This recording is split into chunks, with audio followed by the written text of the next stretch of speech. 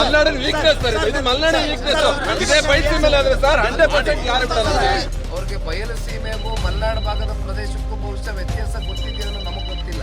ತೀವ್ರತೆ ಗೊತ್ತಾಗಲ್ಲ ಸರ್. ನಾಲ್ಕೇ ಸರಿ ಮಾಡ್ತೀರಾ ಸರ್, ಇದಕ್ಕೆ ಯಾರು ಫೋನ್ ಮಾಡಲ್ಲ.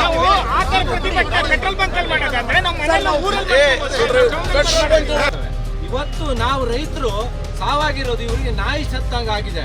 ಯಾವುದೇ ಕಾರಣಕ್ಕೂ ನಮ್ಮ ರೈತರ ಸಾವಿಗೆ ಒಂದು ಕಿಮ್ಮತ್ತಿನ ಕಾಸಿನ ಬೆಲೆ ಕೊಡದೆ ಅದಕ್ಕೆ ಒಂದು ಪರಿಹಾರ ಕಂಡುಕೊಳ್ಳುವ ನಿಟ್ಟಿನಲ್ಲಿ ಯಾರೂ ಪ್ರಯತ್ನ ಮಾಡ್ತಿಲ್ಲ.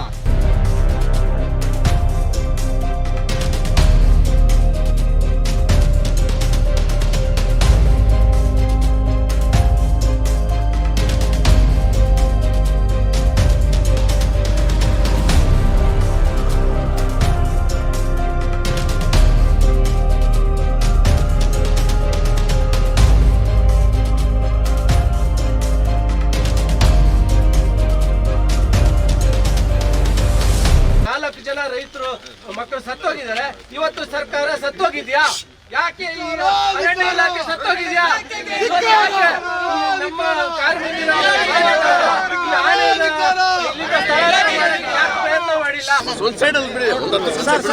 ಮಲ್ನಾಡಿನ ವೀಕ್ನೆಸ್ ಸರ್, ಇದು ಮಲ್ನಾಡಿನ ವೀಕ್ನೆಸ್. ಇದೇ ಬಯಲು ಮೇಲೆ ಆದ್ರೆ ಸರ್ 100% ಯಾರು ಬಿಡಲ್ಲ. ಇವತ್ತು ಒಂದು ಜೀವ ಹೋಗಿದೆ, 4 ಜೀವ ಹೋಗಿದೆ. ಸತ್ತರ್ಕಿಂತ ಬೇಜಾರಿಗೆ ಈಗ ಒಂದು ಐಡಿಯಾ ಮಾಡಿ ಅಲ್ಲ, ಇವ್ರು ಜನ ಸಮೃದ್ಧಿ ಸ್ಟ್ರೈಕ್ ಮಾಡಲಿ. ಏನ್ ಗೊತ್ತಾ ಸರ್, ಆಗ್ಲಿ ಸರ್, ಏನಾಗಲ್ಲ ಮಾಡಿ ರೋಡ್ ಬ್ಲಾಕ್ ಮಾಡಿ, ರೋಡ್ ಬ್ಲಾಕ್ ಆಗಲಿ ಸರ್, ರೋಡ್ ಬ್ಲಾಕ್ ಮಾಡ್ತೀವಿ ಸರ್. ಒಂದಿನ ಆಗಲಿ ಸರ್, ತೀವ್ರತೆ ಗೊತ್ತಾಗಲ್ಲ ಸರ್. 4 ಸರಿ ಮಾಡ್ತೀರಾ ಸರ್, ಇದಕ್ಕೆ ಯಾರು ಫೋನ್ ಮಾಡಲ್ಲ. ಪೆಟ್ರೋಲ್ ಬಂಕ್ ಅಲ್ಲಿ ಮಾಡೋದಾದ್ರೆ ನಮ್ಮ ಮನೆಯಲ್ಲ ಊರಲ್ಲಿ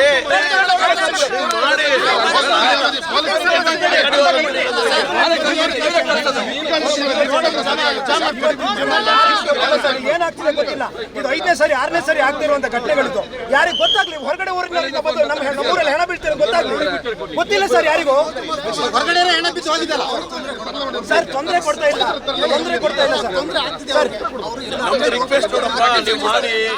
ಸರ್. ನಾನೇನು ಹೇಳ್ತೀನಿ ಸರ್, ನಾನೇ ಇದ್ರು ಕೂಡ ಗೊತ್ತಾಗ್ಲಿ ಸರ್.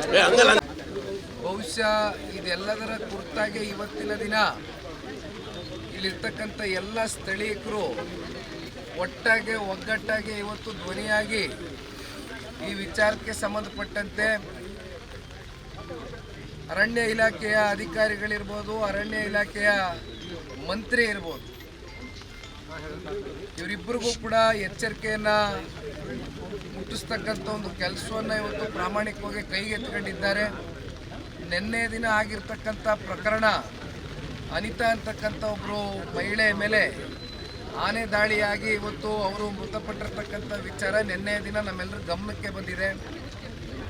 ನಾನು ಇಲ್ಲಿ ಬೇರೆ ಯಾವುದೋ ನಮ್ಮ ಪಕ್ಷದ ಸಂಘಟನೆ ವಿಚಾರವಾಗಿ ಬಂದಂಥ ಸಂದರ್ಭದಲ್ಲಿ ಸುಧಾಕರ್ ಶೆಟ್ಟರು, ಇವತ್ತು ಜೀವರಾಜಣ್ಣ ಅವರು ಕೂಡ ನಮ್ಮ ಜೊತೆಯಲ್ಲಿ ಇದ್ದಾರೆ. ನಿರಂತರವಾಗಿ ಈ ಭಾಗದ ರೈತರು, ಸಾರ್ವಜನಿಕರು ಎದುರಿಸ್ತಾ ಇರ್ತಕ್ಕಂಥ ಈ ಸಮಸ್ಯೆಗೆ ಅರಣ್ಯ ಇಲಾಖೆಯ ಮಂತ್ರಿಗಳು ನಿನ್ನೆ ದಿನ ಒಂದು ಹೇಳಿಕೆಯನ್ನು ಕೊಟ್ಟಿದ್ದಾರೆ.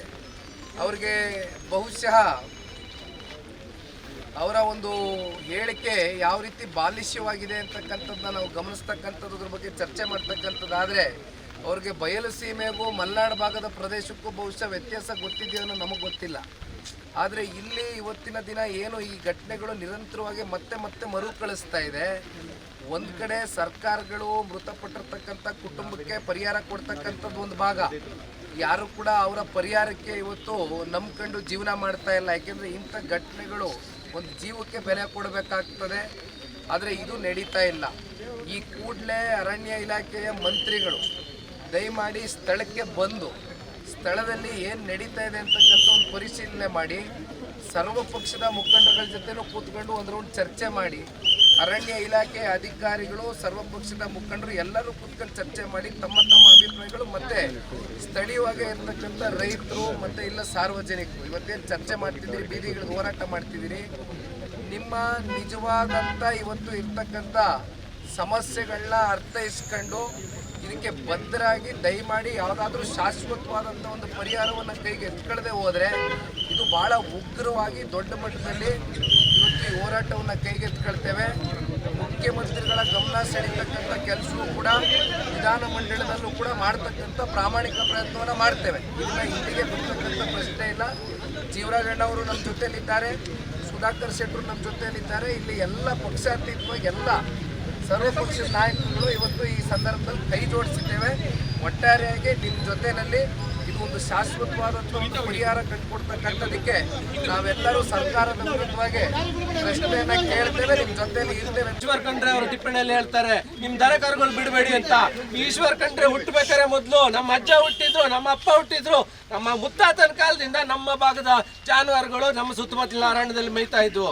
ಇವತ್ತು ಇವ್ರು ಸಾಕಿರೋ ಕಾಡಾನೆ ಬಂದು ನಮ್ಮ ಜನರನ್ನು ಸಾಯಿಸ್ತಿದೆ.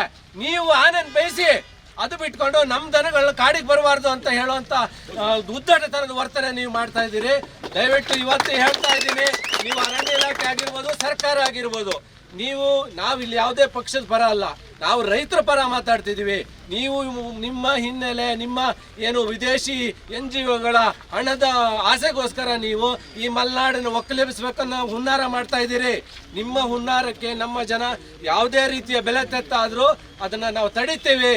ಆದರೆ ಜನ ಇನ್ನೂ ಸುಮ್ಮನೆ ಇದ್ದಾರೆ ಅಂತ ನೀವು ಮತ್ತು ಇದನ್ನು ನಿರ್ಲಕ್ಷ್ಯ ಮಾಡೋದು ಸರಿಯಲ್ಲ. ನೀವು ತಕ್ಷಣ ಇವತ್ತು ನಮ್ಮ ಆಗ್ರಹ ಇರೋದು ಇಷ್ಟೇನೆ, ಅರಣ್ಯ ಸಚಿವರೇ, ನೀವು ನಮ್ಮ ಈ ಸುತ್ತಮುತ್ತಲ 10 ಗ್ರಾಮಗಳಲ್ಲಿ ಪದೇ ಈಗ ಒಂದು 2-3 ವರ್ಷಗಳಿಂದ ಆನೆಗಳ ಉಪಟಳಾಗ್ತಿದೆ. ನೀವು ನಮ್ಮನ್ನ ಇಲ್ಲಿಂದ ಕಡ್ಡಾಯವಾಗಿ ಒಕ್ಕಲೆಬ್ಬಿಸಬೇಕು ಅಂತ ಉದ್ದೇಶಪೂರ್ವಕವಾಗಿ ಅರಣ್ಯ ಇಲಾಖೆಯವರು ತಂದು ಬಿಡ್ತಾ ಇದ್ದೀರಿ. ನೀವು ಆನೆಗಳಲ್ಲಿ ಉದ್ದೇಶಪೂರ್ವಕವಾಗಿ ನಮ್ಮನ್ನ ಇಲ್ಲಿ ಒಕ್ಕಲೆಬ್ಬಿಸಬೇಕು ಅಂತ ನೀವು ಕಾಡಾನೆಗಳನ್ನು ತಂದು ಬಿಡ್ತಾ ಇದ್ದೀರಿ. ಇದನ್ನು ನಿಲ್ಲಿಸಬೇಕು. ಮೊದಲಿಗೆ ಇಲ್ಲಿರುವ ಸುತ್ತಮುತ್ತ ಇರುವಂತ ಆನೆಗಳನ್ನ ನೀವು ಸ್ಥಳಾಂತರ ಮಾಡಬೇಕು. ನಿಮ್ಮ ಬಿಲ್ಲಿಗೋಸ್ಕರ ಪಟಾಕಿ ತಂದು ಹೊಡೆದು ಓಡಿಸೋದಲ್ಲ, ಅವರನ್ನ ಆನೆಗಳನ್ನ ಸೆರೆ ಹಿಡಿಬೇಕು. ಅದನ್ನ ಶಾಶ್ವತವಾಗಿ ನಿಮ್ಮ ಆನೆ ಬಿಡಾರ ಎಲ್ಲ ಮಾಡ್ಕೊಂಡಿದ್ದೀರಲ್ಲ ಅಲ್ಲಿಗೆ ಮಾಡಿ, ಅಲ್ಲಿಗೆ ತಗೊಂಡೋಗಿ ಆನೆ ಸಾಕೊಳ್ಳಿ. ನಮ್ಮ ದನನ ನಾವು ಸಾವಿರಾರು ವರ್ಷಗಳಿಂದ, 100 ವರ್ಷಗಳಿಂದ ನಾವು ಇಲ್ಲಿನ ಮೂಲ ನಿವಾಸಿಗಳು. ನಮ್ಮ ದನನ ಹೆಂಗ್ ಸಾಕ್ಬೇಕು, ಎಲ್ಲಿ ಸಾಕ್ಬೇಕು ನಮ್ಗೆ ಗೊತ್ತಿದೆ. ನಿಮ್ಮ ಟಿಪ್ಪಣಿ, ನಿಮ್ಮ ಪಾಠ ನಾವು ಬೇಕಾಗಿಲ್ಲ. ನೀವು ಸಾಕೊಂಡಿರೋ ಆನೆನ, ನೀವು ಸಾಕೊಂಡಿರೋ ಕಾಡ್ಕೋಣನ, ನೀವು ಅದನ್ನ ಸರಿಯಾಗಿ ನಮ್ಮ ಜಮೀನಿಗೆ ಬರೆದಿದ್ದಂಗೆ ರೈತರಿಗೆ, ಕಾರ್ಮಿಕರಿಗೆ ಸಾವು ನೋವು ಆಗದಿದ್ದಂಗೆ ನೀವು ಮಾಡಬೇಕು.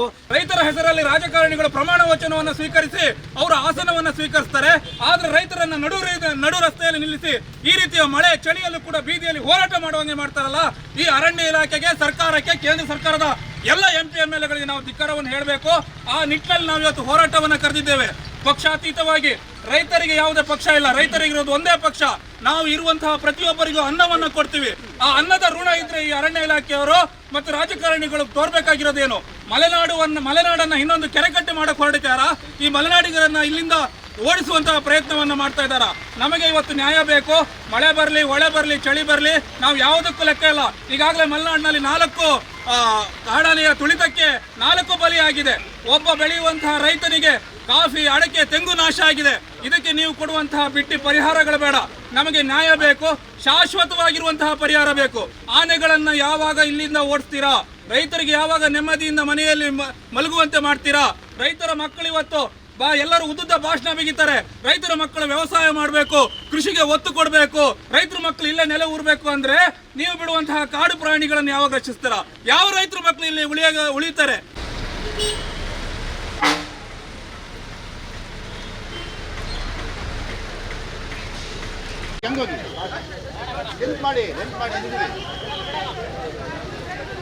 ಈ ರೀತಿಯ ಇನ್ನಷ್ಟು ವಿಡಿಯೋಗಳು ನಿಮಗೆ ಸಿಗಬೇಕೇ?